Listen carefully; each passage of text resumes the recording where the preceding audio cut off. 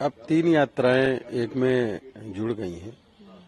पहले भारत जोड़ो यात्रा, फिर न्याय यात्रा, फिर विदेश यात्रा। ये लगातार उनका इस तरीके का चलता रहता है।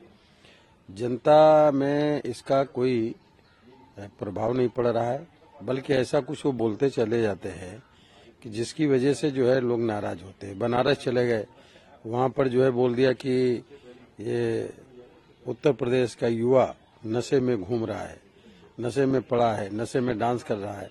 बेइज्जती करने का काम किया उत्तर प्रदेश के युवाओं का, बल्कि पूरे देश के युवाओं की बेइज्जती करने का काम किया। तो उनके मुंह से क्या निकलेगा क्या नहीं निकलेगा ये नहीं पता है, लेकिन उनकी जो ये यात्राएं हैं, इन यात्राओं से लोग केवल मनोरंजन करने का काम कर रहे हैं, और जो लोग उनके साथ दौड़ते हैं वही केवल फोटो खिंचाने का काम किया करते हैं।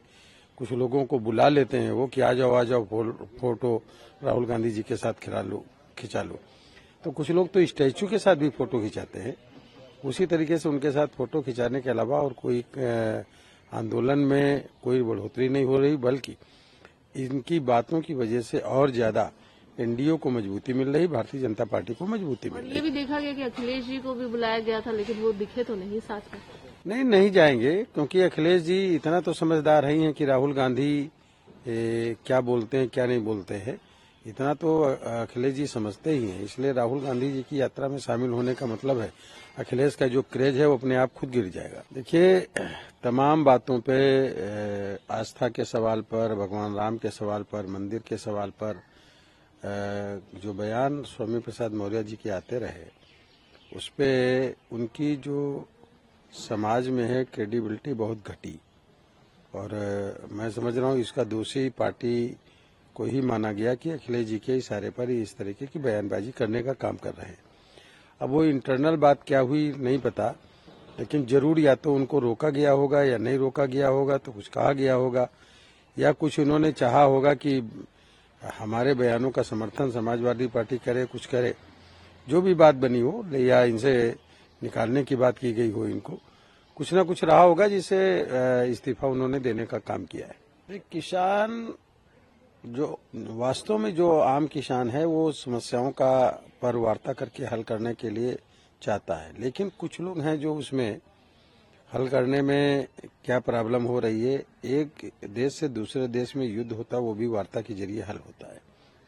लेकिन अब जो डीजीपी हरियाणा है, उन्होंने डीजीपी पंजाब को लेटर लिखा है इस संबंध में कि बड़ी होशियार रहने की जरूरत है, क्योंकि ये पोकलैंड और बड़ी बड़ी वो क्रेन लेकर के ये लोग चल रहे हैं, जो सड़कों को खोद सकते हैं, कुछ बड़ा कर सकते हो, यहाँ तक के हो सकता है कि जो हमारी फोर्स है वो भी, उसको डर है कि फोर्स के ऊपर भी घायल हो सकती है। इसलिए इन लोगों से पहले से अलर्ट रहने की जरूरत है, और अगर पहले से अलर्ट नहीं रहेंगे, इन पे नजर नहीं रखने का काम करेंगे, तो धरना प्रदर्शन व्यक्तियों का होता है।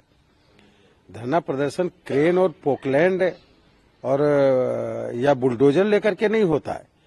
तो इसका मतलब है कि ये जो हरियाणा के डीजीपी जी ने इस तरीके का बोला है, तो उस पर ध्यान देने की जरूरत है, और बाकी सब लोगों को भी ध्यान देने की जरूरत है कि धरना प्रदर्शन और आंदोलन जो किए जाते हैं वो लोकतांत्रिक तरीके से, वो इस तरीके से किए जाते हैं कि धरना करो, प्रदर्शन करो, नारे लगाओ, ठीक है, प्रशासन आपकी बात सुनेगा, सरकार आपकी बात सुनेगी, सरकार से वार्ता कई बार हो चुकी है, लेकिन ये बड़ी बड़ी गाड़ियां, पोकलैंड और ये सब लाना, बुलडोजर लाना, क्रेनें लाना, इसका क्या मतलब है?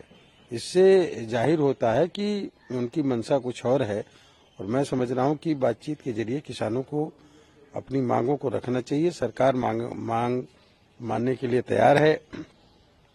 जो उनका है मिनिमम प्राइस का जो है, तो मिनिमम प्राइस से जो खेतों का एमएसपी तय करने का है, तो उस पे एमएसपी पे भी हमारी सरकार ने पूरी चीजें बताई, और जो हमारा प्रतिनिधिमंडल उनसे मिल रहा सरकार का, वो निश्चित तरीके से उनके सामने रखा कि कौन कौन सी फसलें आप बोएं जिससे आपको भी बेनिफिट होगा, पानी कम खर्च होगा, फसल का उत्पादन दूना होगा, और हमारा देश भी जो है वो विकसित भारत बनाने में और हमारा देश आत्मनिर्भर बनने में एक बड़ी मदद मिलेगी, दलहन में, तिलहन में, अन्य उसमें।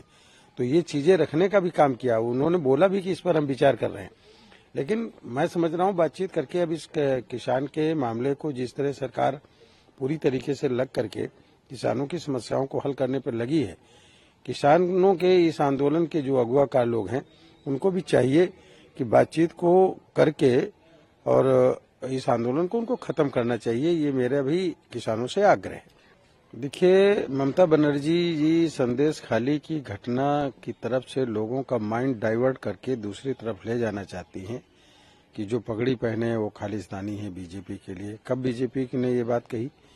इस तरह का बयान देना और एक मुख्यमंत्री को बयान देना पूरी तरीके से गलत है। संदेश खाली में जो घटना हुई है उस घटना पर इनका कोई बयान नहीं आ रहा, और बल्कि जो हमारे पत्रकार बंधु वहां जाकर के घटना की सच्चाई को दिखाने का प्रयास कर रहे हैं, सच्चाई को सामने लाने का प्रयास कर रहे हैं, ऐसे पत्रकारों पर वो हमला करने का काम कर रही हैं, उनको पकड़ के बंद करवा रही हैं, उनको प्रताड़ित कर रही हैं। एक तरीके से देखा जाए तो पश्चिम बंगाल में जो पत्रकारों के लिए जो देश के चौथा स्तंभ है, उनकी जो आज़ादी होनी चाहिए, पत्रकारों की आज़ादी का खतरा बन गई है ममता बनर्जी पश्चिम बंगाल के लिए।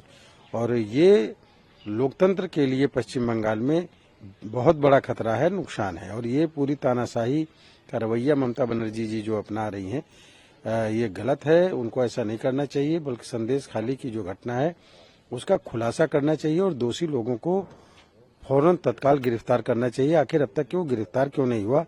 क्या वो जो है पश्चिम बंगाल की सरकार से ज्यादा बड़ा आदमी है या उनकी पकड़ से बाहर है? और अगर पकड़ से बाहर है तो उनको जो है दूसरी एजेंसियां हैं उनके हवाले करना चाहिए, सीबीआई के हवाले करना चाहिए, या केंद्र सरकार से इस संबंध में बात करना चाहिए। तो निश्चित तरीके से ऐसे अपराधी गिरफ्तार किए जाएंगे, जेल जाएंगे। अब 3 यात्राएं एक में जुड़ गई हैं। पहले भारत जोड़ो यात्रा, फिर न्याय यात्रा, फिर विदेश यात्रा। ये लगातार उनका इस तरीके का चलता रहता है। जनता में इसका कोई प्रभाव नहीं पड़ रहा है, बल्कि ऐसा कुछ वो बोलते चले जाते हैं कि जिसकी वजह से जो है लोग नाराज होते हैं। बनारस चले गए, वहां पर जो है बोल दिया कि ये उत्तर प्रदेश का युवा नशे में घूम रहा है, नशे में पड़ा है, नशे में डांस कर रहा है। बेइज्जती करने का काम किया उत्तर प्रदेश के युवाओं का, बल्कि पूरे देश के युवाओं की बेइज्जती करने का काम किया। तो उनके मुंह से क्या निकलेगा क्या नहीं निकलेगा ये नहीं पता है, लेकिन उनकी जो ये यात्राएं हैं, इन यात्राओं से लोग केवल मनोरंजन करने का काम कर रहे हैं।